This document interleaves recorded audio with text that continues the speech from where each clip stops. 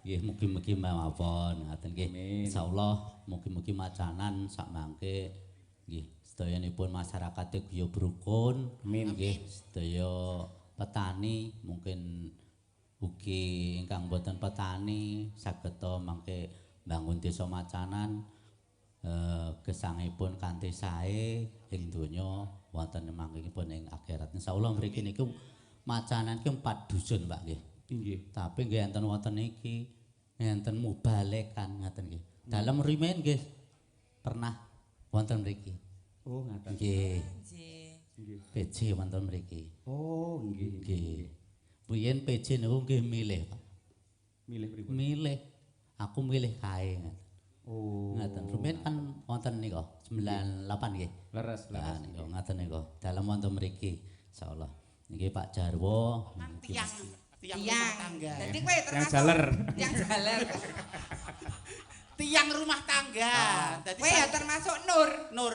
Nur Saitoni Rojim.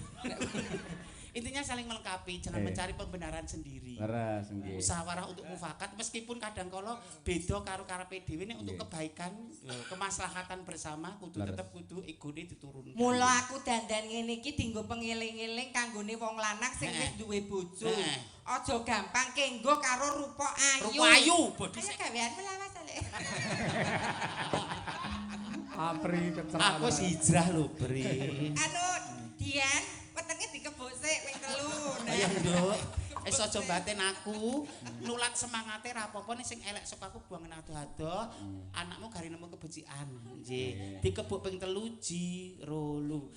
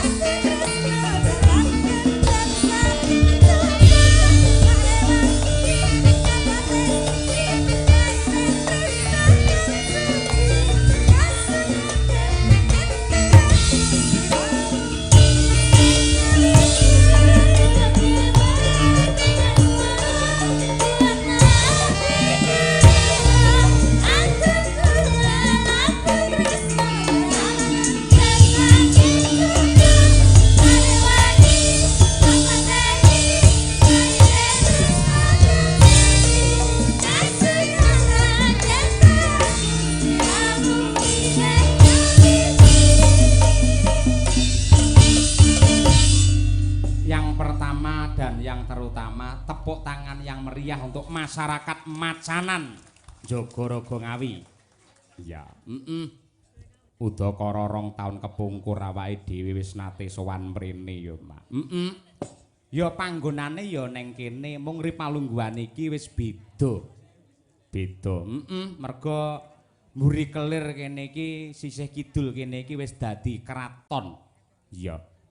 Iki daleme sapa? Putrane Pak Lurah Jarwo. Ya kuwi Mbak Lutfi Anjarawati. Ngono kuwi.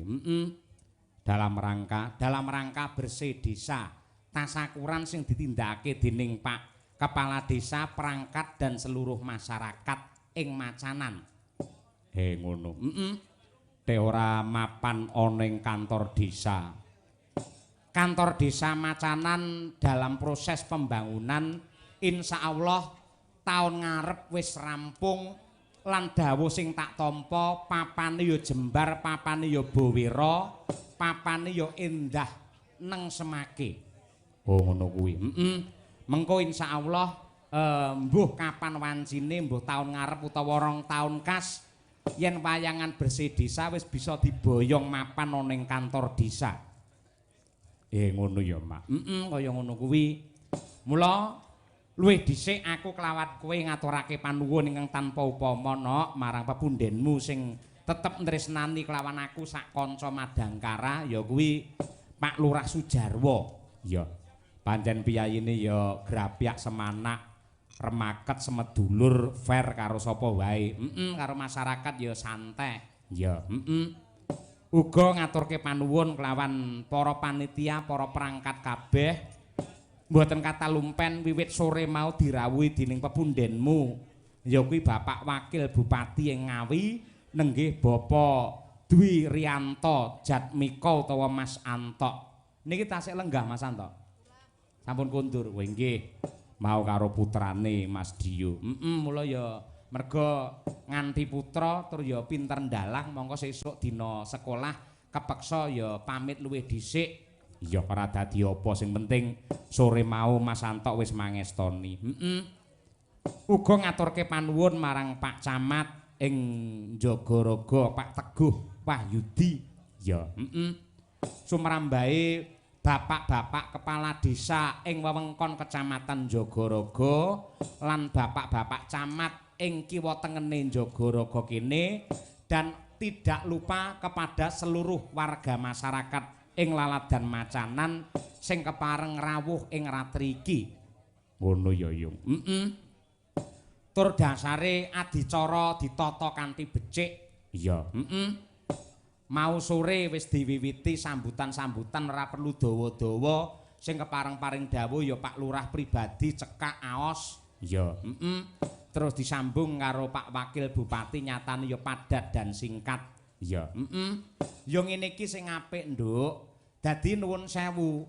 Sing jenenge Piyai Bersih Desa apa neh nanggap wayang. Kuwi nganti kakean sambutan, kakean laporan panitia. Iki mengko wiwite saya bengi sing bejo sapa? Sing bejo ki senimane utawa dalange. Merga wis entuk kortingan wektu.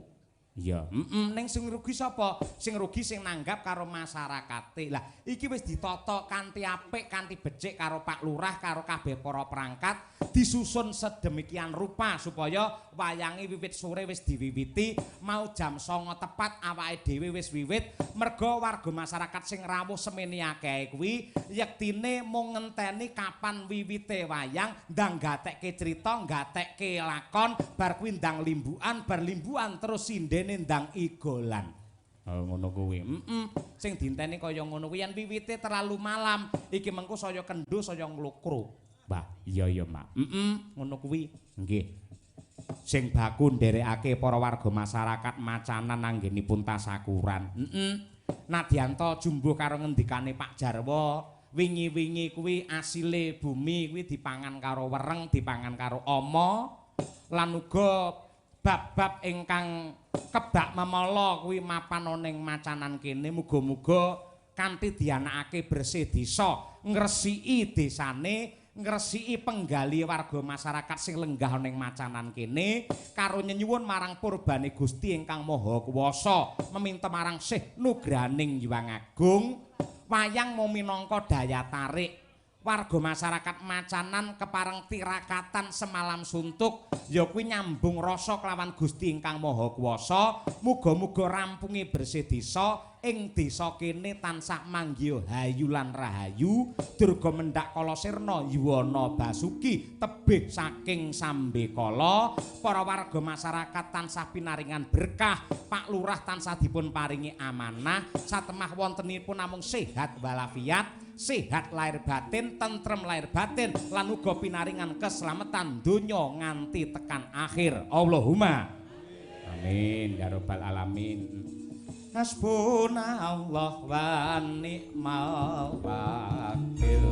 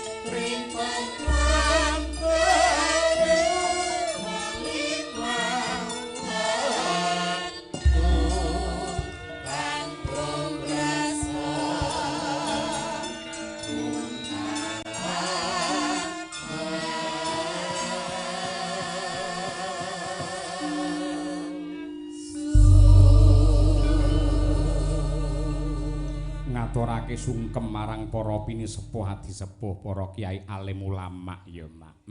Bener. Lan marem banget iso sowan ning macanan meneh, Nduk.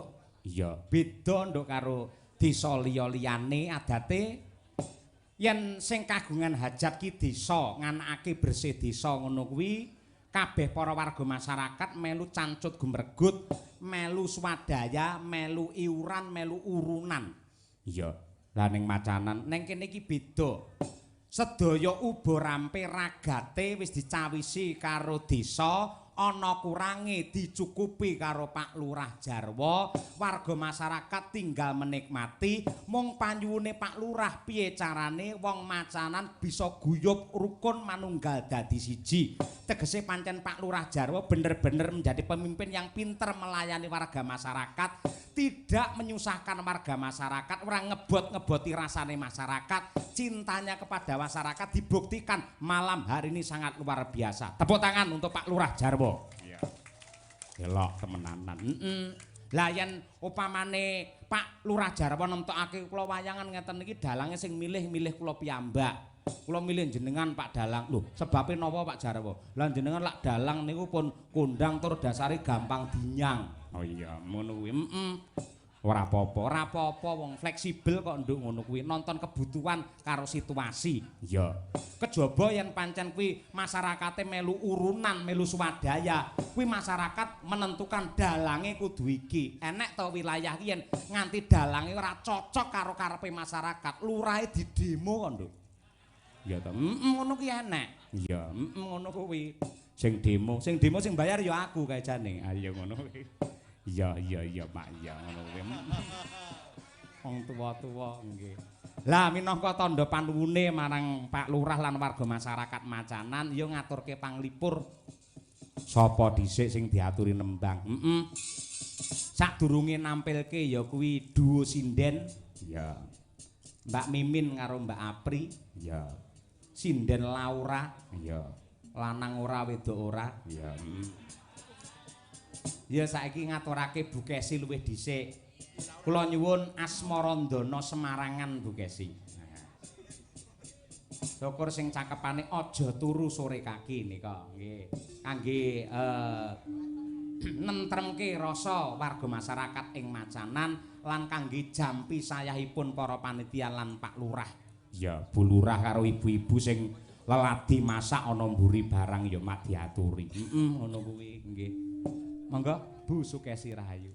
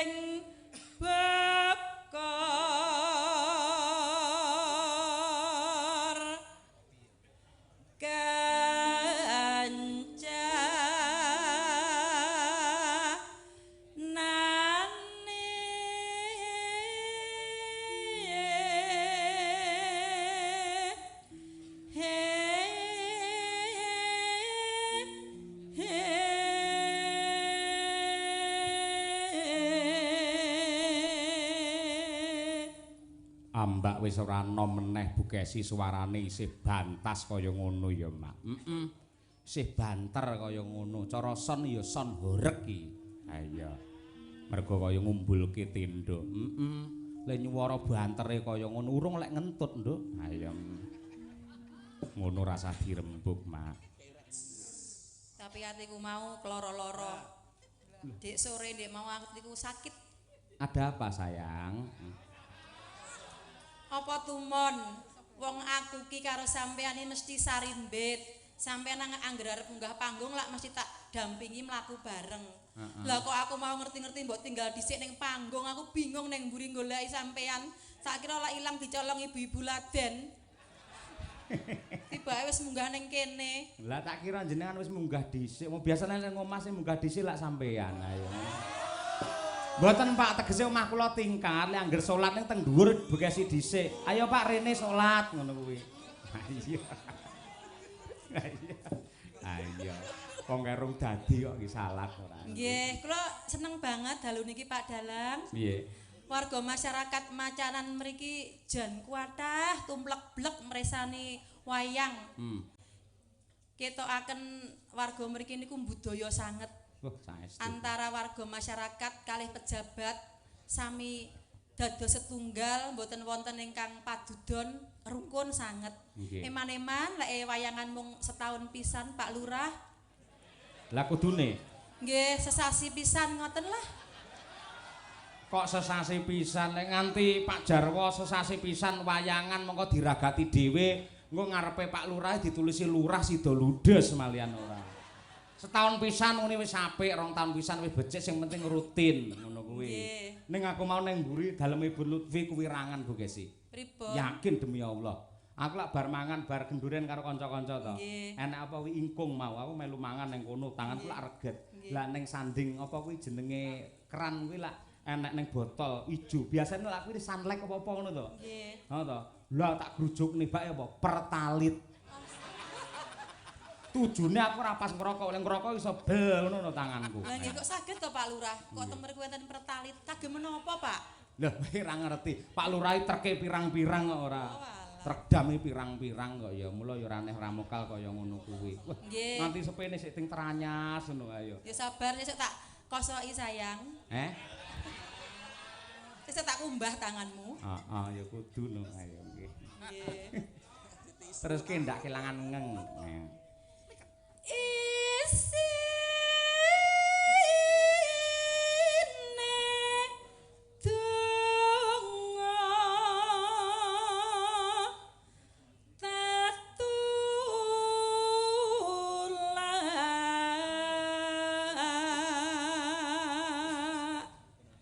Sandang kelawan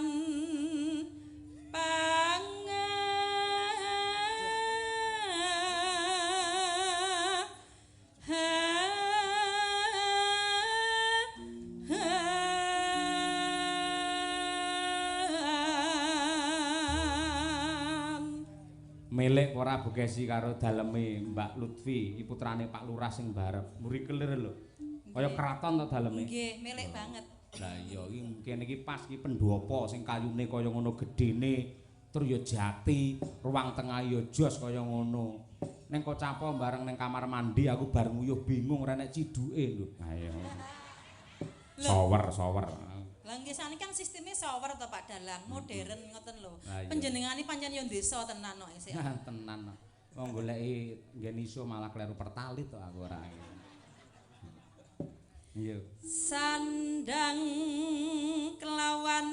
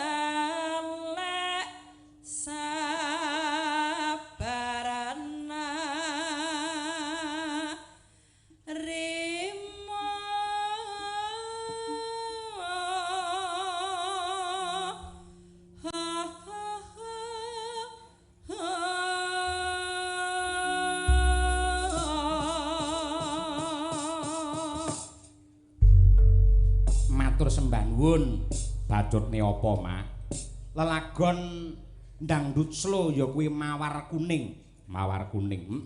Ini adalah doa untuk warga masyarakat Macanan.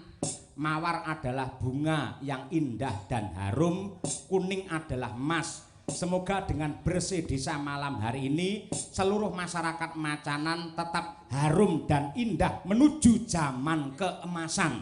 Amin ya rabbal alamin. Monggo mawar kuning dados.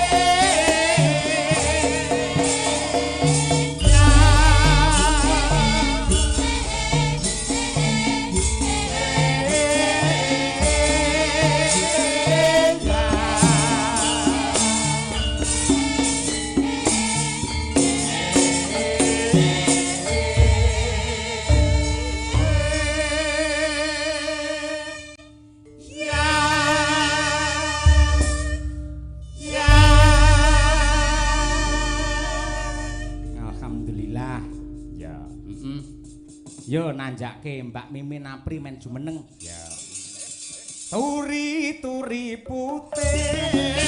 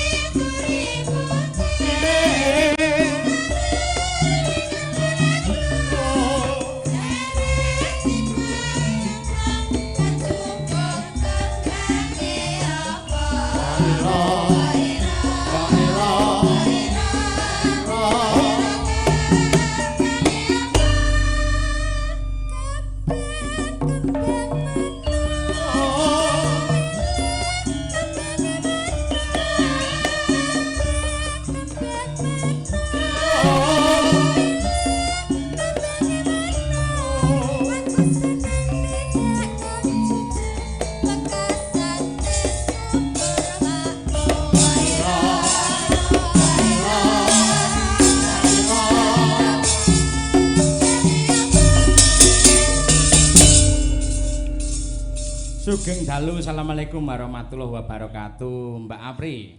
Waalaikumsalam warahmatullahi wabarakatuh. Mbak Limbo Mak Cangik. Sehat nggih Mbak Apri? Sehat, wilujeng pangestu panjenengan. Laris nggih. Alhamdulillah laris. Muga-muga jenengan tansah pinaringan panjang yuswa ingkang kebak barokah. Amin, amin. Rezekine tambah melimpah Pangestu ruah. panjenengan Pak Yoyo. Tanggapane saya ndedel mbarokahi. Amin. Mbak Mimin. Injih wilujeng dalu, Mbak. Wilujeng dalu. Nggih. Jenengan nggih mboten kula bedakne tetep kula dongakne. Injih, matur sembah nuwun ngaten menika lho ingkang kula remeni saking panjenengan. Kula adil to. Injih. Adil. Jenengan ingkang tansah pinaringan sehat. Amin pangestunipun. Pinaringan berkah. Injih matur nuwun. Awet ayu. Pangestunipun. Lepas soparane jembaro kubure. Ampun riyen. Benjing. Benjang, Benjing. Jeng. Nggo pirang puluh taun. Injih, benjang mal. Tasih dangu nggih. Nggih jenengan tetep kula dongakne panjang umur Mbak Amin Mimin. pangestunipun. Dadi wong sak donya mati kabeh jenengan sik urip dhewe. Dadi wong wis dorane kowe kelap-kelip dhewe. Ya aja to Pri, ya cukup umur ngaten kemawon. Ji. Cukup umur. Nggih. Apa gunane umure dawa nganti pirang atus lek mboten sehat nggih to? Lah, Sing penting napa berarti? berarti ya sing sehat. Oh, sehat to lek cukup. ora laris. Oh. Cukup, mboten kudu laris, sing penting cukup. Bedane apa? Sugih kalih cukup. Nek wong sugih niku mesti cukup, ning nek wong kecukup mesti sugih. Contone. Contohnya ngeten, nek wong sugih urung cukup hawane mung kurang-kurang dan kurang. Murka ngangah-angah sing kudu hak milike. Ning nek cukup pandai bersyukur. Kaya kula ki ndek bojo siji wis cukup. Nek pengen tumbas, tumbas daharan, tumbas daharan nggo kuliner. Lambe ratimu ra padha kowe men. Tumbas daharan. Sik to. Wong lagi metu nyuluke wis min lho kowe iki. Mbak Mimin lah aku lek ngurmati nganti kaya ngono iso. Lah nek nang omah kulinane lek sukimen ngoten. Ya aja mirang-mirangke ngono kuwi. Apa Mbak Apri asline jenenge apik to? Alah jenenge Panut. Panut Wibisana, nek teng omah bengkel ngetap polisi itu cepet ditap kalih Apri. Ya. Walah Nut, Panut. Iki jenenge Imut. Imut pe to? Imam dan Panut. Imam ki sing ditojos, sing nyaran kuwi. Layak wit sore mau Mas Imam sing nabuh ki le ngangge beskap bingung ae wut ae. Mergo ajeng ketemu kalian jenengan to Mbak Apri. Arep petok aku brewoke dicukur. Dibabati ora. Dibabati. Nek kaya kolonjono ya dibabati ora nggih. Lho, sing penting nek wong nyambut gawe iki bener nomor 1 golek duit mau bener golek sandang pangan. Tapi ada yang lebih dari sekedar uang, kenyamanan hati. Nggih to. Coba kowe nyambut gawe dibayar akeh ning bosmu juraganmu gualak, rung rampung gawe wis diperintah meneh, ulate buket apa kowe nyaman. Ning kowe bayaranmu jane sak madya umume. Jelas ketemu sing tok tresnani, kancane penak. Dadi ternyata kenyamanan hati niku ya penting. Oh. Dadi sing pertama kudu nyaman nggih. Nyaman.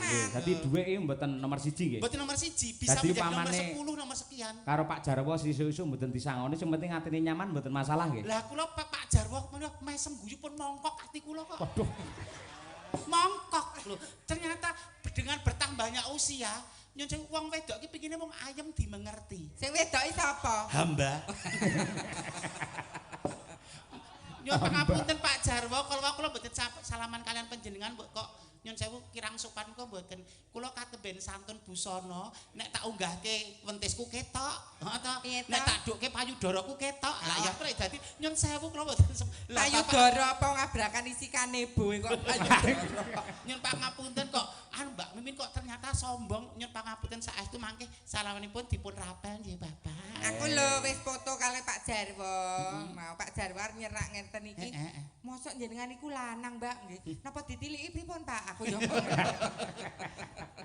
Ayo mungkin menipu lho, Jas. Lho, ndongake warga Macanan. Warga Macanan kula dongaaken mugi-mugi sak sampunipun ngawontenaken adicara bersih desa tansah pinaringan dirga yuswa, rejeki ingkang gangsar berkah barokah, tutuk momong putra wayah, ingkang sekolah nggih pinter ingkang sekolahe, ingkang olah tetanen mati tikel panenipun.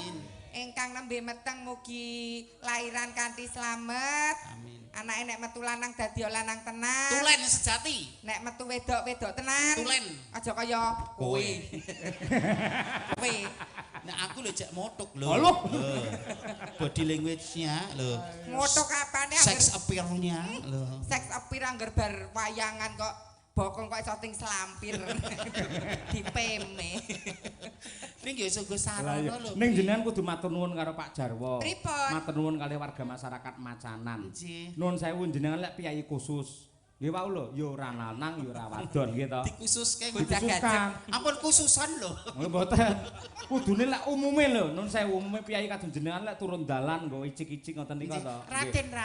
Ning kalian Pak Jarwo dipun mulyakaken minggah wonten pepanggungan dados bintang tamu untuk menghibur warga masyarakat ing Palaladan Macanan. Tegese Pak Jarwo memanusiakan manusia yang mempunyai karakter walaupun beda. Sembah nuwun nggih Pak Jarwo. Jarwo sembah nuwun. Nggih Kaya sampun kesiram banyu sewindu rasane bri aku ya Allah kaya moto sembah nuwun Pak pun siram banyu waki. pun ngokani batang ngenten iki Pak. Kok batang lho.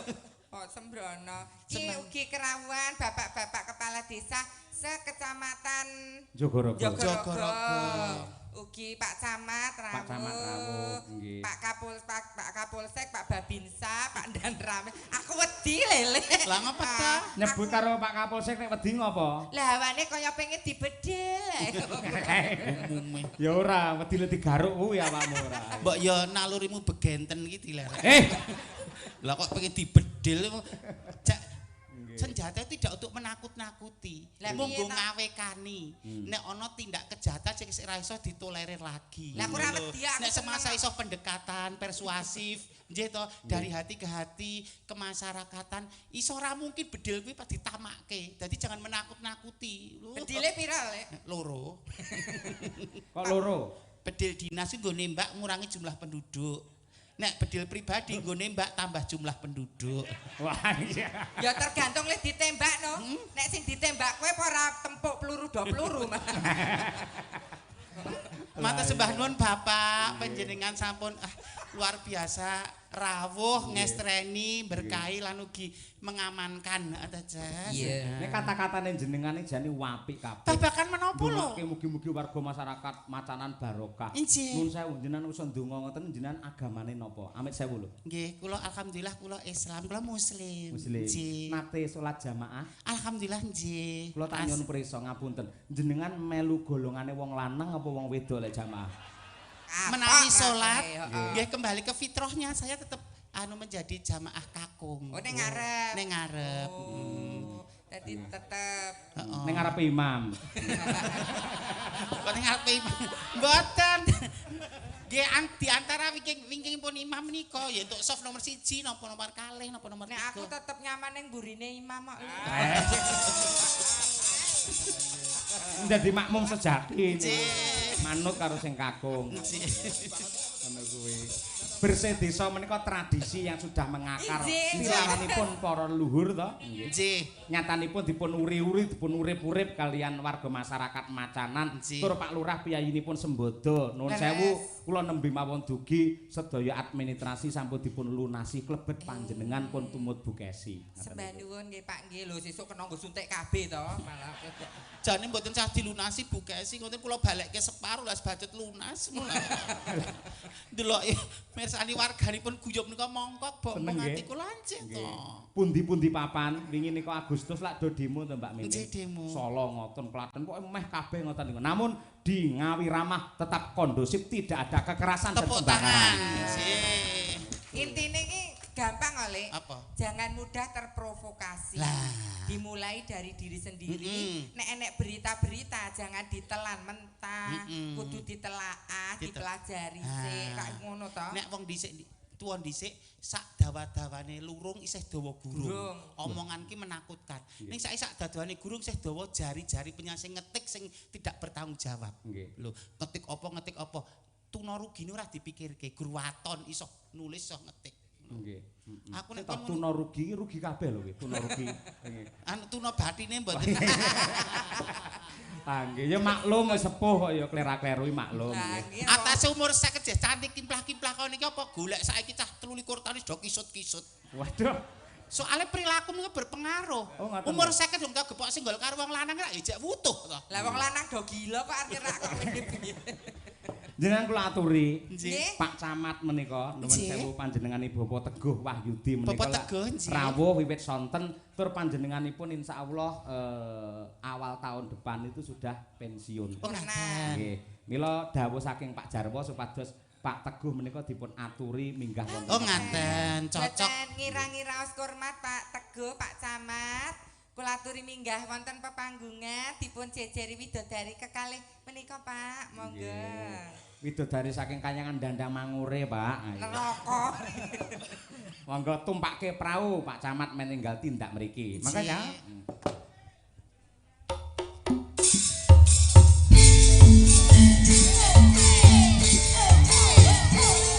monggo Bapak Teguh Wahyudi.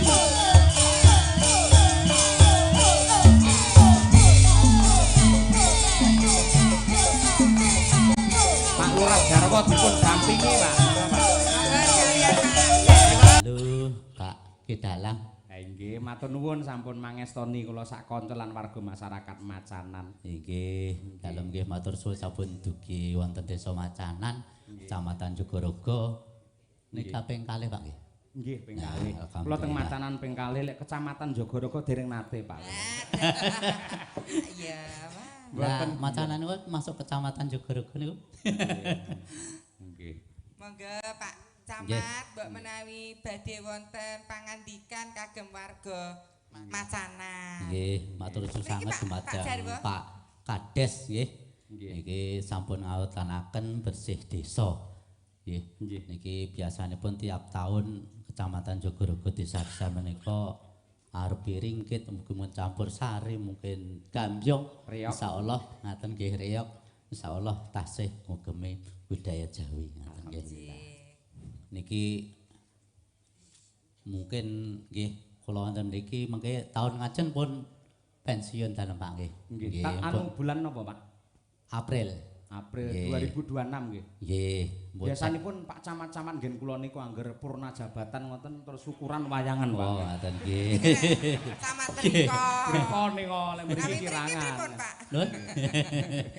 Nggih, mugi-mugi mawon ngaten nggih. Amin. Insyaallah mugi-mugi macanan sak mangke nggih sedayanipun masyarakat Guyo Brukun. Amin. Nggih, sedaya petani mungkin ugi ingkang boten petani saged mangke bangun desa macanan gesangipun kanthi sae ing donya wonten mangkipun ing akhirat. Insyaallah mriki niku macanan ki 4 dusun, Pak nggih. Nggih. Tapi nggih enten wonten iki enten mubalekan ngaten nggih. Dalem rimen nggih pernah wonten mriki. Oh, ngaten. Nggih, Nggih. Nggih. PJ wonten mriki. Oh, nggih. Nggih. Biyen PJ niku nggih milih, Pak. Milih pripun? Milih. Aku milih kae ngaten. Oh. Ngaten. Rumen kan wonten nika 98 nggih. Leres, Lah leres. niku ngaten niku. Dalem wonten mriki insyaallah. Niki Pak Jarwo mugi-mugi kedepanipun nggih lebih baik lagi untuk Desa Macanan insyaallah.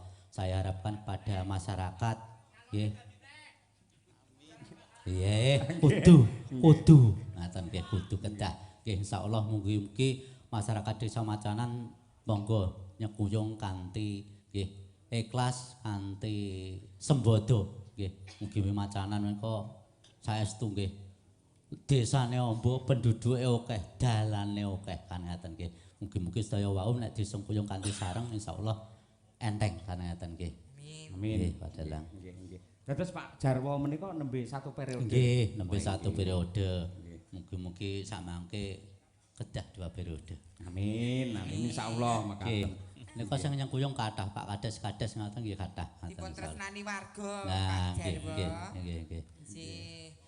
Pripun Terus- Pak Camat? Ngersakaken menapa Pak Jarwo. Nuwun sewu bareng anu panjenengan? kiringipun Pak Jarwo menika Bapak sinten? Nah, Nggih. meniki masipun Kang masipun Pak. Pak Kades Brubuh. Dadi masih Pak Jarwo. Pangapunten. Asma Bapak? Pak Pak Mukhtar. Mukhtar. Oh, nggih. Saderenge pensiun nggih. Pensiun polisi. Nah, Oh, nggih. Niki ingkang Kades ingkang saking Polri kalih, Pak. Kathah nggih. Nggih. Wonten Mila kok mimpin Jaten kalih kalih April. Van Brubuh ngaten nggih insyaallah. Kuwi mantan anu lho, Pak Polisi lho. Pak Mimin, hati-hati lho. Insyaallah ngaten. Dalem wonten mriki mangke saumpami tahun 2026 Nggih. Ki Jogorogowo 9 tahun lebih 3 bulan. Wah, nggih. Niku dados camat, tapi saderengipun kula nggih wonten mriki 10 tahun. Nggih. Wiwit ngetik ngeten nika. Nggih, dadi pun lami saestu. Nggih, pun pindah wonten sini nggih sampun. Wonten Paron nggih sampun, Ngawi Kota nggih sampun, Nggih. wonten Bringin nggih sampun. Alhamdulillah. Mugi tambah amanah lan barokah nggih, Pak. Amin amin. Mbok menawi nuwun sewu saking Pak Motarom wonten dawuh, Pak. Sampun. Oh nggih. Badhe Mbah Lurah, mbok menawi badhe wonten pangandikan. Monggo Mbah Lurah. Napa ngersake menapa? Nggih, simbaken matur suwun dhateng masyarakat Desa Macanan khususipun lan matur suwun sanget dumateng Pak Teguh Wahyudi selaku Camat Jogorogo atas bimbingannya selama 6 tahun sampai ke 7 tahun. Mugi-mugi di masa purna Pak Camat nanti selalu diberi kesehatan dan keberkahan dan mudah-mudahan selalu di umur panjang yang barokah. Amin amin ya rabbal alamin.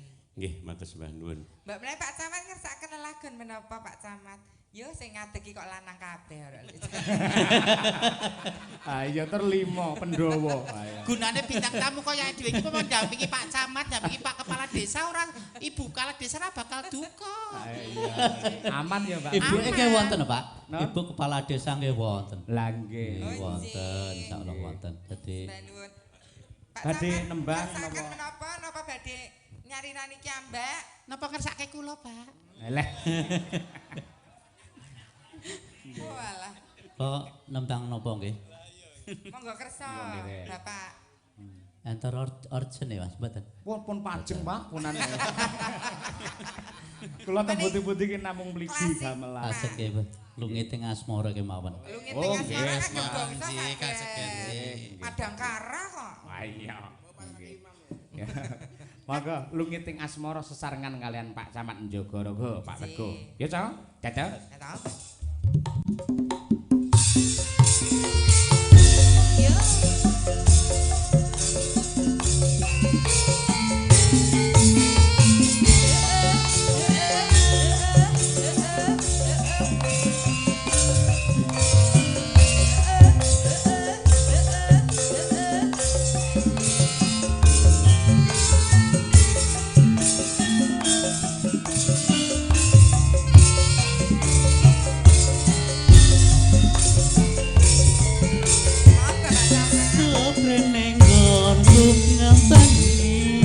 Janti iki prasetyan ati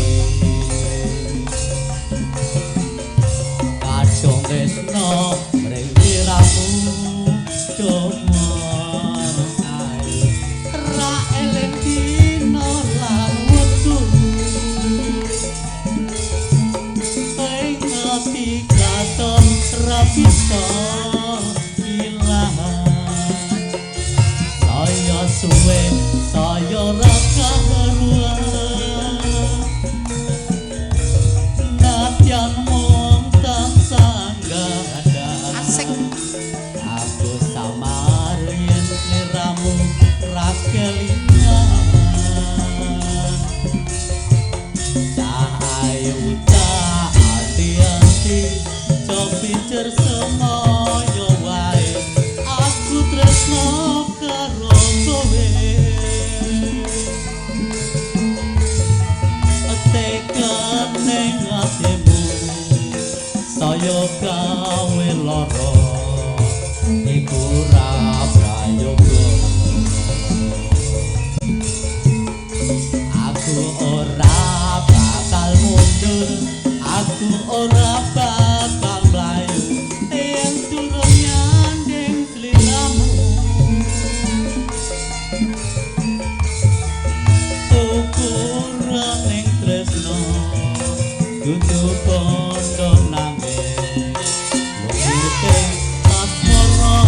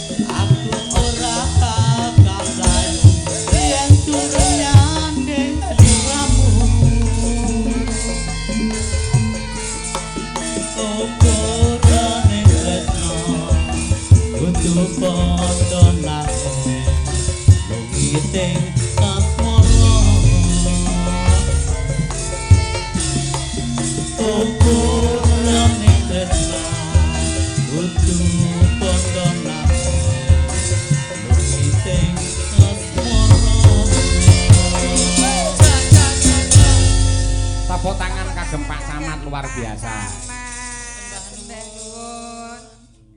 Sampun iki gentos Pak Kades. Pun matur sembah nuwun sampeyan nggih. Nggih. Pak Muhtarom, Pak Camat matur sembah nuwun. Sampun maringi pun pinggah panggung men kula pun mongkok pun remen. Kok dadak maringi lak nggih Pak Lurah pekewuh to nek ngeten iki. Nggih. Kok ketake halus nek nyampluk. Oh halus tapi megel-ge. Gelne nggih. Nggih. Niki anu ben tambah sumringah. Nggih. Pesindene nenem jumeneng sedanten. Nggih. Kersane pirsa warga masyarakat kalih pesindene Mas Cahyo kok. Kersane pilah nggih Pak ingkang asli kalih mboten ngoten. Nah, monggo. Nggih. Ning dipun wakili sekawan nggih Pak. Nggih, nggih. Kalih menika sampun senior. Oh, Sampun nggih. sumpah palapa mboten ngadeg. Nggih, monggo. Nggih. Monggo, Mbak. Iya, Mbak. Ayo cantik-cantiknya Madangkara. Terus Mbak Dian, Mbak Winong, Dek Mbak Winong, Winong, Mbak Dek Brigita. Brigita, Dek Tuti. Ayo. Dek Mimin. Ngalah telek. Aku ya pengen diundang Dek lo men semangat jiwa. Niki anu sesuai kalih profesi kula. Menapa? Sopir niku anu Mas. Tambal ban nggih. Oh iya. Tambal ban. Nggih. Monggo. Nggih, siap. Monggo iki. Jadul sik. Nggih, coba. Nggih. Pak Camat derek anu nggih Pak nggih. Berjoget nggih Pak. Nggih. Nggih. Kesanipun awet enem nggih. Menawi pengen jogeti sinden kula mawon ingkang aman anti meteng Pak nggih. Malah adu mekanik no karo awakmu ya nggih. Yo diaturake tukang tambal ban Lorenza. Yo.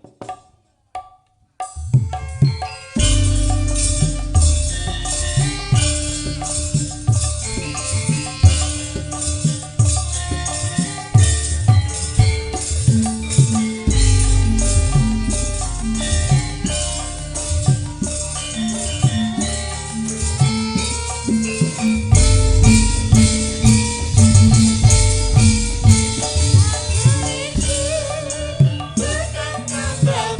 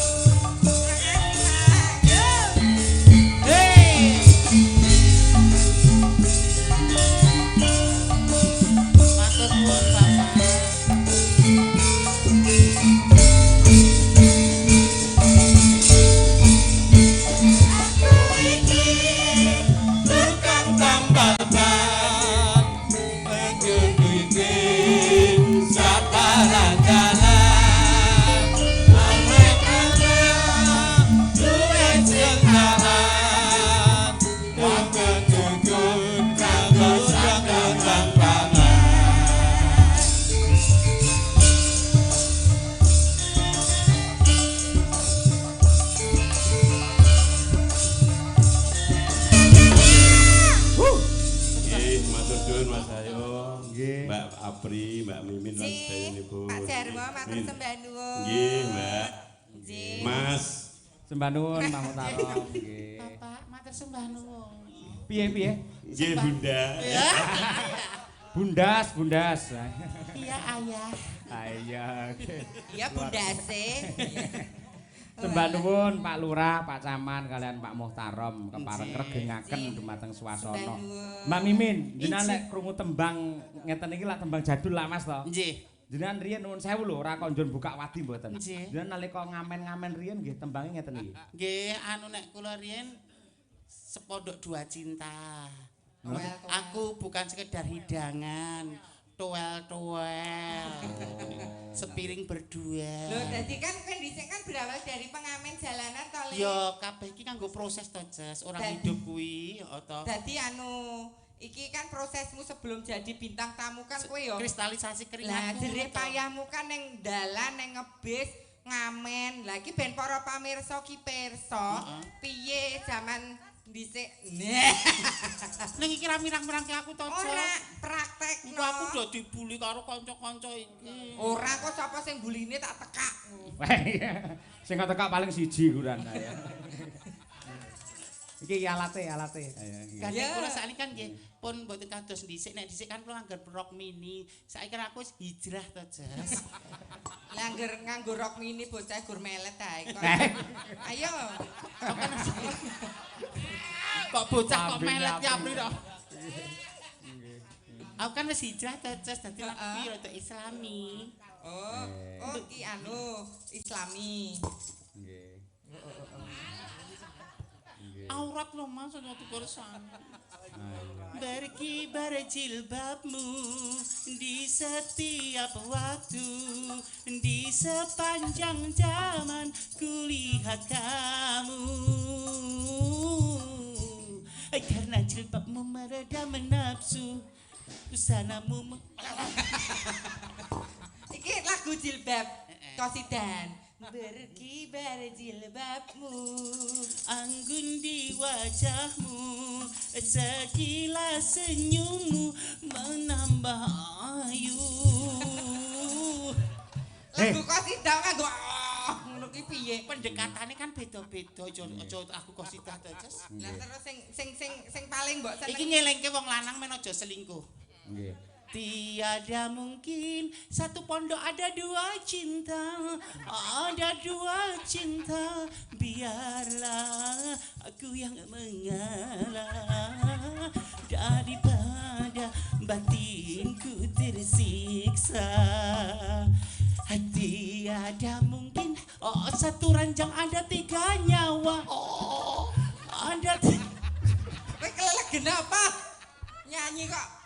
kan beda cara pendekatannya beda lah Sik to joget emo lho. Kok kono rene piye Mbak Mimin? Kok kono mau.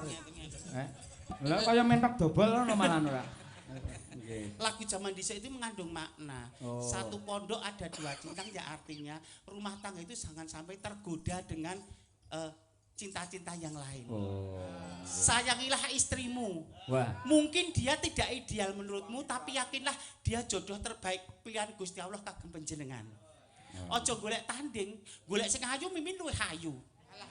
Nek untuk menikah itu kan ibadah terpanjang. Lah nggih. Salat paling 10 menit seperempat jam. Leres. Puasa dari apa jenis terbit sampai matahari terbenam. Ini nek menikah nusuh 50 tahun, 70 tahun. Nek gur waton ayu tok, kok 30 kisot-kisot tok golek kijol. Ini nek dari hati ibadah. Niatono ibadah. Lah kok malah muring-muring piye to?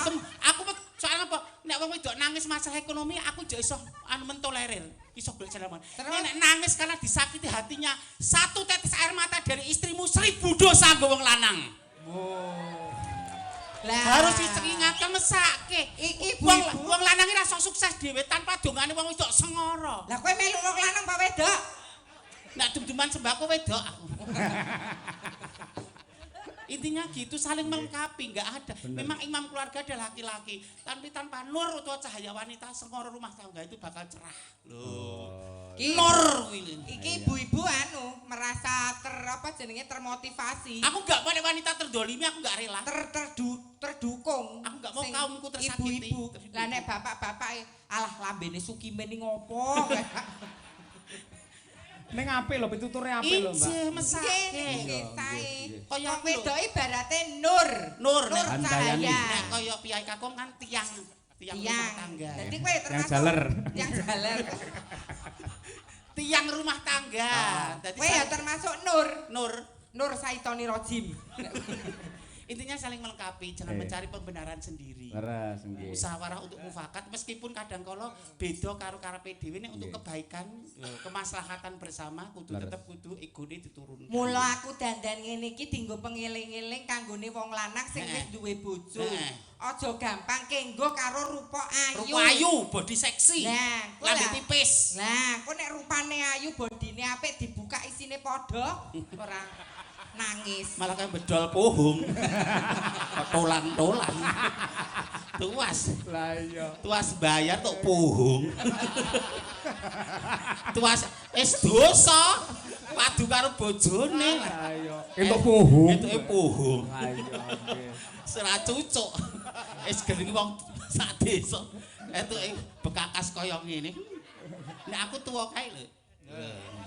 Lho sik to nun sewu. Nun sewu, sing berhak menilai mboten jenengan. Ning sedaya sing monggo objektif panjenengan ingkang nyuwun pirsa. Nun sewu, sabar. Dadi nek kualitas. Survei membuktikan saiki Mbak Apri dhisik. Nun sewu para lenggah, kula nyuwun kejujuran jenengan. Mbak Apri niki ayu napa elek? Ayu. Rungokno. Nggih. Saiki Mbak Mimin. Kula nggih. Panjenengan ingkang nyuwun pirsa. Nggih. Kok ndak darani kula kok ndak darani njaluk diwahke. Oh nggih. Nggih, nun sewu nggih Bapak Ibu nggih. Mbak Mimin niki tiang napa kewan? Anu. Sik kleru. Sorry. Jalma menungsa lumrah lho. Jalma menungsa lumrah, titah lumrah menungsa. Oh nggih. Wujud bleger menungsa. Sanes gendruwo. Nggih. Manungsa Rainaga. Monggo penyanyi Para lenggah nuwun sewu, Mbak Mimin menika ayu napa elek? Sik, Mbak Apri menika ayu napa elek? Mbak Mimin ayu napa elek? Ruwana. Nek sing ngendika elek mau piyai kakung banter Mimin elek, berarti ndek karep karo aku ning ra ketekan. Waduh. Pengen ngayunke kula. Terus ning kula kan pengen ngejar karir. Nggih. Dadi nu gelo wong gelo ki omongane sak unine. Oh. Nek sing piyai putri ngendika elek mau jane iri dengan kecantikan. Temburu ya. Ngejar karir kok sangu mantol ning galengan. Nggih. Saiki jenengan berdua nembang. Nembang napa menika? Nggih. Sing cilik iso nak gage nak. Kamu dutanipun. Kok nek sing aneh sarung aku sing rekoso. Malah. Nen. Aku kan benerke terus ya ora masalah sih nek, tapi nek keseringan kan ya problem buat aku. Nggih, sejinipun panjenengan nggih, Pak. Nggih. Cobi ganti rasa slindro songo. Nggih. Mboten sing angel-angel, sing gubuk asmara mawon. Nggih. Mergo pancen Kang Sukimen kulino ning gubuk dadi nggih. Ngoyak manuk niku lho, Pak. Wah nggih. Manuke sapa? Apa manuk ning sawah mangani pari kuwi lho, Pak. Pikiranmu iki lho. Men ra parine men ra gabuk iki lho. Pari gabuk kan iso werna-werna, iso tikus, iso ingser, iso wereng, iso dipangan manuk, kita nggawa mulih ning gabuk ngono. Oh iya. Dadi Mbak Mimin kuwi gurune terus Mbak Apri muridé nggih ceritane. Bab sinden nggih. Bocah iki sore nembe belajar kersane. Mang jenengani wadah paringi wadah kesempatan. Nggih. Dadi sing ditanjakne mendine seorang guru kudu nampilke muridé sik to. Nggih, kersanipun diapresiasi rumiyin. Nggih, monggo. Nyuwun dipalilah nggih, Ru. Nggih. Ru. Pak Jarwo mengke mbok pilih rayi kula nulih nyuwanten rada kleru sithik kula nyang nyunaken pangapunten Bapak. Wis tak jaluke pangapura. Sing benerne awakmu Mbak Mimin ku ya. Nggih. Coba aja ngisi-ngisi gurune. Nyingkar nyingkur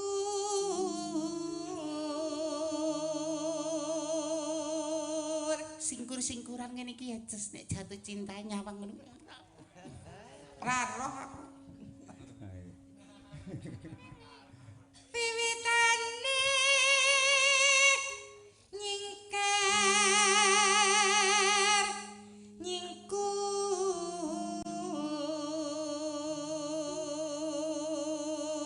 Sing ndang jaipong kok mangkat to pri dengaren wingi ning Kendal wingi ra mangkat wijin ning Kendal kae. Mas, selama enggak jumpa. Enggak groke dosa ya Mas, salaman ngene iki. Nyun sewu ya Mas. wujudku elek nek kon ngambung sing kudu mukrime aku ya wegah. Nah, Nek dibayar lah kuwi beda cerita. Wis. Duda to, Mas? Duda to. oh malah buka wadi. Kok malah dicethake, ora. Soalnya ngene, nek kuwi ndeke kancaku, aku ora mungkin wani ngrusak pagerayu. Apa yang saya sampaikan di depan itu jangan sampai nek ngene kan ora masalah, Mas. Kowe priya diwasa, aku wanita kloro dimongso rak ya wis ora masalah to. Noval, kowe iki dicerai pakmu gede kok malah wedi iki piye to? Aduh gedulmu kuwi. Ora menghargai lek kuwi dandani tepe glek. Ngene iki dijalani mripat kocak ngondarandir. Kuwi centrae kira. Kira. Nggih, kangen sangat kali Mas Noval to, Mbak Mimin. Kangen sanget kok yo. Oh, padha lanange dirangkul ora apa-apa. Cik rolu yo ngono. Ya Allah, masih mampir.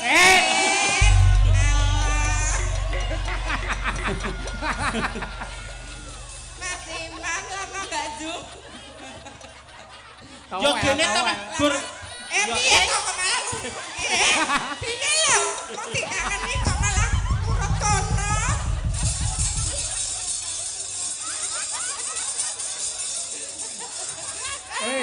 Panggunge kene malah uyak-uyakan tekan pawon. Iki apa ora mudeng kok padha mboten mudeng ngilmune to. Ngilmune iki nek sing lanang pasif wong wedok iki sunahe tawa dhisik. Nggon agama ya ngono. Nek sing kakung pasif sing Mas ngersake mboten ditawani kok malah do Nek sing birap-birap. kakung pasif sing wedok aktif. Sunahe nawake. Lah iki lanang kabeh padha aktife no. Kalau Mbak Pri. Mas karo di Apri ae lho Mas, aku soalnya belum selesai masa nifas. Alah. Kan belum kan tunggu 40 hari toh. Upas ora ya. Nifas kok upas toh. Iki meng suarane murite. Murite wae suarane kaya ngono mindah kaya apa gurune. Ayo. Yo Ru. Ragi sora atintinganipun gender Mas. Mergo wis tuwek budheg pisan ayo. Budheg 50 kurang 1 cahayune kimplah-kimplah duduh gule kok ngene lho. Mesti jenengan wis durungan to Mbak Mimin? Nggih sekedhik nikmat pendengaran disudo. Nah, saya tak cek sik. Mbak Apri. Dalem. Sampe ngene kuping teng tengen dep rene. Nggih. Sapi. Sapi. Sing kiwa sapi. Sapi. Lho, Mbak Mimin. Dedek. Nggih, sing tengen. Ayo. Sapi. Sapi. Sing kiwa kebo. Kebo. Lho ora padha, sitoke sapi sitok kebo ora. Selen. Penyan kalau wae tika menawi sapi ki kan kebo lho Kang Mas. Mbok ora gawe-gawe ke piyai putri lho. Lho cekese ora akur. Mbak Apri mau sapi Piye kabeh. toh? Sing tengen Sapi. sing kiwa. Sapi. Nah, kae, yo kae. Sing tuwek, ayo. Sing tengen. Sapi. Sing kiwa? Sapi. Aku muni apa kebo. Kebo napa sapi to Mas? Ya sak senengku lambe-lambeku dhewe kok. Larang kebo apa larang sapi? Kebo. Ya nek itu kebo mawon. Ra gathok to siji sapi sitok kebo kan mau sapi kabeh. Piye kakung nek ngono ki apa tak suwuk lho engko. Kok kaya Dewi Rantine. Padahal kok disuwuk. Aku tukang nyuwuk malah kok suwuk. Ayo. Ya gurune. Gurune. Menika semantanipun guru kula. Mudun lungguh. Oh iya. Kok ndak ndaran dipadhake karo sing belajaran. Ya tak nungguh. Wis talah. Aja ngisini-sini lho, ki Pak Camat, Pak anu tesih lenggah. Perjalanan 3 jam Klaten tekan Ngawi mosok swara bosok ya isin.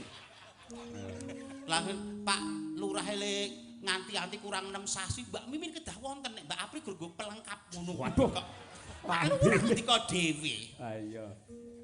Mula kudu diapik-apikke. Iya, kudune kan lumantar Bu Kesi lumantar Pak Yoyok kudune kan wis ora masalah ya. Tetep njaluk WA aku pribadi Pak Lurah. Pak Lurah kuwi. Iji. Heeh, mergo awakmu harus digecek. Ayo. Ki argo apa? Menengo.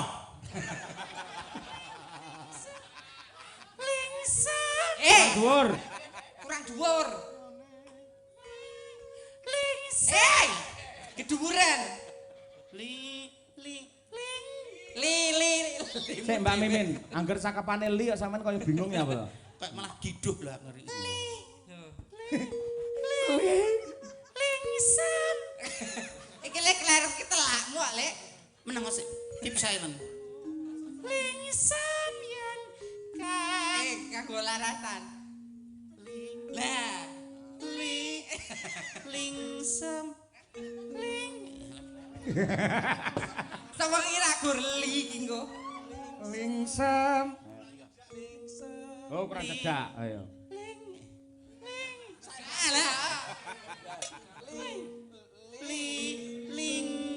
Lingsem.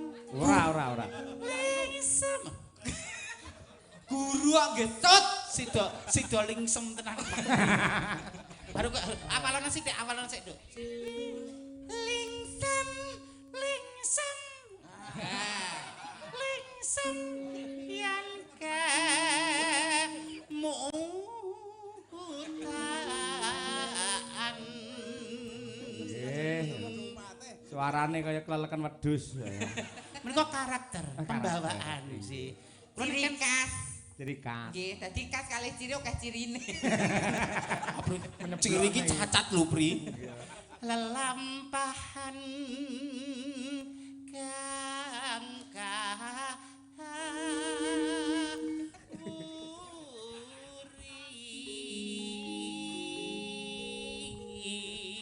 Alah, Nyapa disendal barang iki? ayan. Ayan. kontrol mic menika Kontrol. tebal tipis menami mampil basanipun Eyang Titik Puspa menika tebal tipis. Nek cara wong Jawa sendal pancing. Dadi piye teknik mikinge? Kaya gawean melawas ale. Apri kecerahan. Aku hijrah lho, Bri. Anu, Dian, wetenge dikebuk sik ping 3. Ayo, Nduk. Aja batin aku, nulat semangate ra apa-apa ning sing elek saka aku buangen ado-ado. Anakmu gari nemu kebecikan. Nggih. Dikebuk ping 3 ji, rolu. Setan ratuyan demit randulit nyiroro kidul randudul debok basa liak-liok gete abang nyimpang betul-betul nyingkrih ketehir meneng duwe bojo ayu marake kuru duwe bojo bagus ngati gerus duwe bojo banci ngangeni. Ngangeni. Aja ngantek koyang. Di bojo banci mare gelis mati. Lah ngopo? Golek nggone ra tau petung kok arep. Dirambang. Masih ngengke kaya ban ae ora iki. Saiki bareng nduduhke kekompakan duo sinden saka Klaten. Ayo. Ya, Ya jiro lho. Cir, terus piye lho bareng lho. Ojo ngantek mirang-mirang aku lho. Ora. Ayo Ben, sekedap Mas. Aku pakai nafas diafragma apa nafas apa ya? aja napas ae. Terus Musik 1, 2, 3. Terus. Tak keprok lho kowe komen. Yuk, Cil. Tresno tulus nadyan ning bokasmu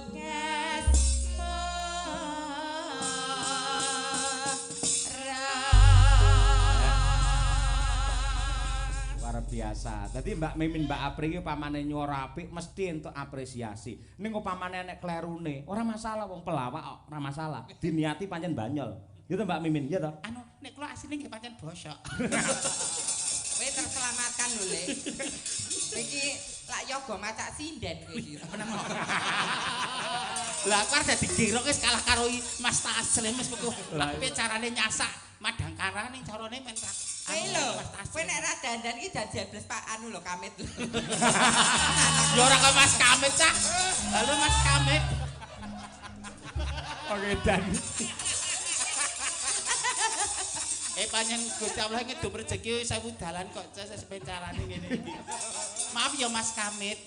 Aku tak ndelok fotoku pas aku nggo pecis ya saplek sampean tenan. Ngerak kok. Ya pas mangkat ngaji ning ya Mas Kamit. Lah iya. Yesus. Maka diaturake ya. Yo Pri. Yo gresik Mas Kamit. Aku angger gelem adus telaten mesti ya resik. Yo nak yo. Ya gubuk asmara. Ayo bayangne Bang Kamen ngangge daster nggih. Bandu lho. Kancane amun te, kowe ki omong apa? Ya gubuk asmara, tenes. Yo.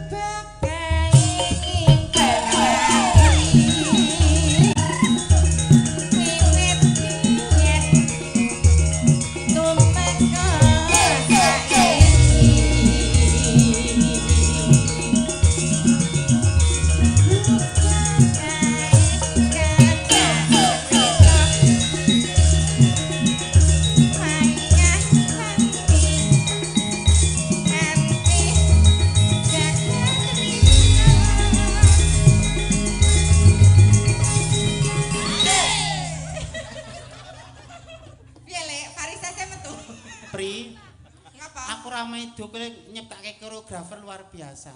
Kamu goyang sendiri boleh, tapi mana kalau berpartner ngomong aku.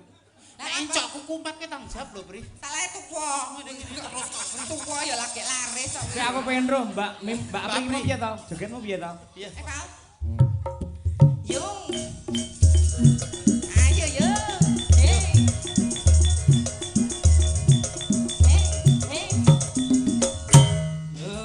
Penake kok ngono kok. Gurune mesti luwih hot. Ayo. Sik aku tak nyiapkan energi dulu. Ayo, Abang. Ayo, Bang.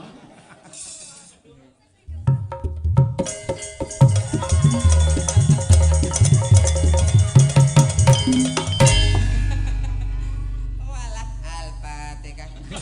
Apri. Rontok kabeh.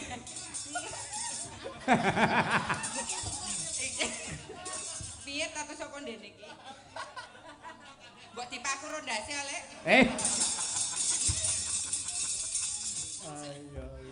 Wis ngene ya, wis ya, wis ngene. Ya. Ini kok Dewi Roro Jonggrang ayu nih kok. Yo, Urang. Yes. Aja ngompol ngegon lho, sing pempet lho. Sinden kok ngobrok. Jerite kaya wedok, Pak. Aduh, Danu. Wah, ngono. Yo. Ayo. Dah catatan sakjroning datar luntur saya marani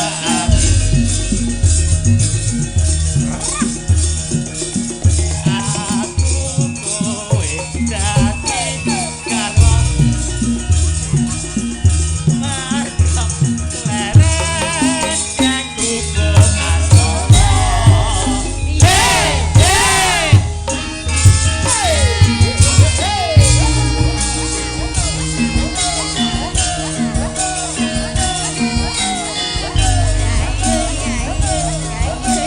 ayo kuban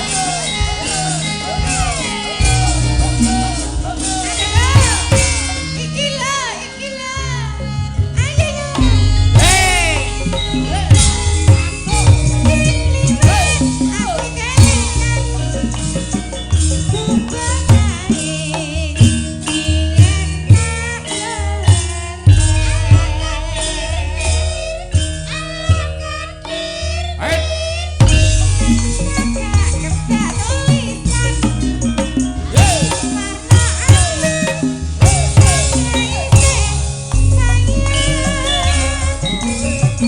janane gubuk asmara biar kae ando tresno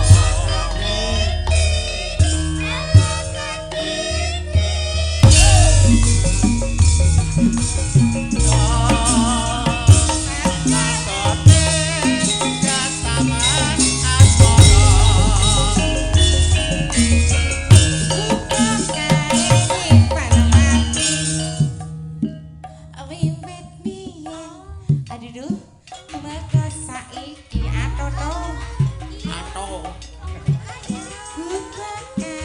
kabeh cerita panjang wangi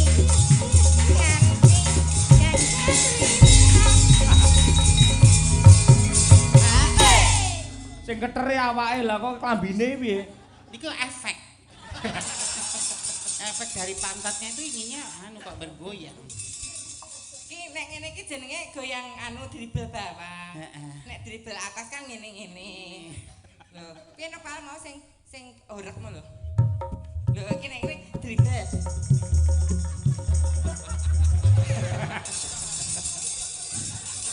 Kok ngono piye ta? Lah piye lah digoyangke slembleh tekan weteng kok.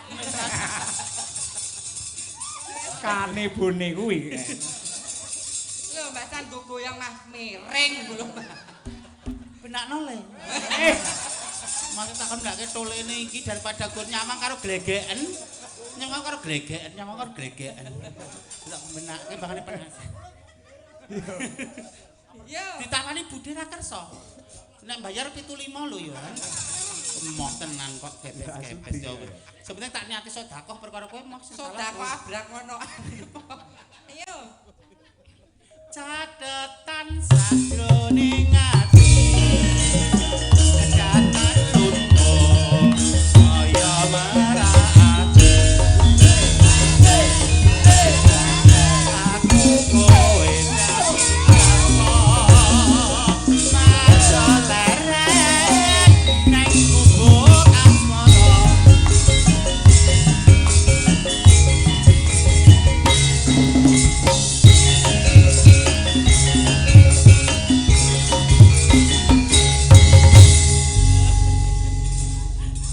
bingung piye digane sekarang anyar karo kanca-kanca kok ya. Kok kisinan. Lah biasane pisan nempun lah nih kok ping kalih to Mas Imam ki.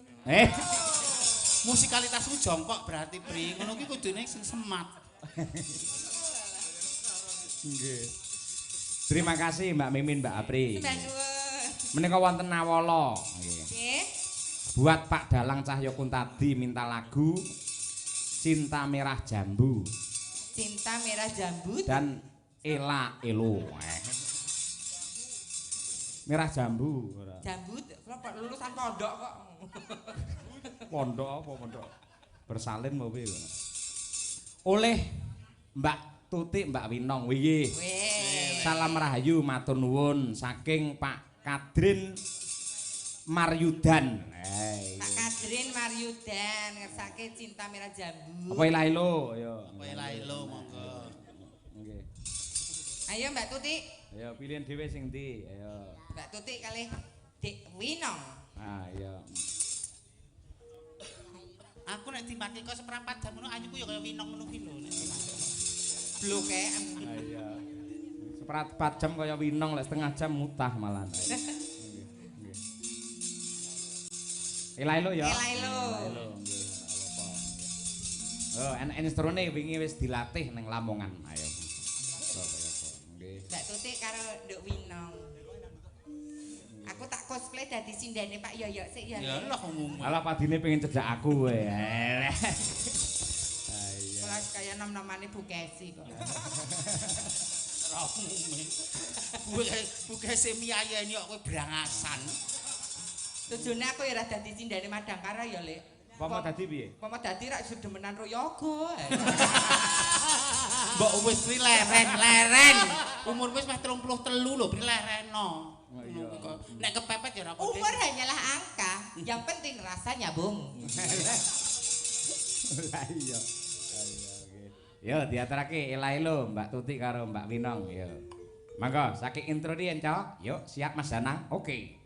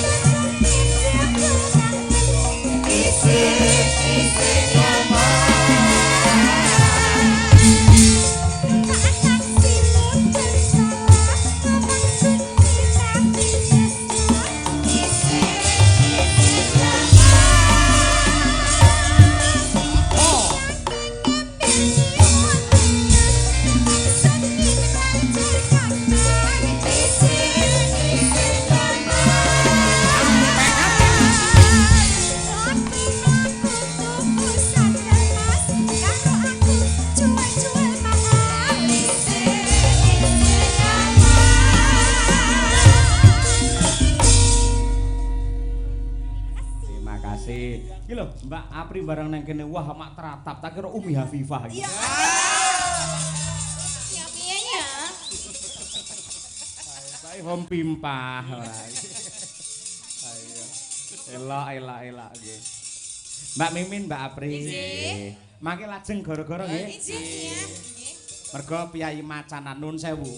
Mboten kok mergo mriki niku riyen niku enten leluhur ingkang awujud macan niku mboten ning menawi saking panggreba kula menika mujudaken pandonga macanan tegese Piyai mriki menika remen maca kalih kahanan dadi ora grusa-grusu keseluruh marang dalan kleru yen ana lelakon apa wae diwaca le maca ora mung secara lahir ning secara batin ora mung ngangge mripat wadak nanging nganti tekan atine le maos.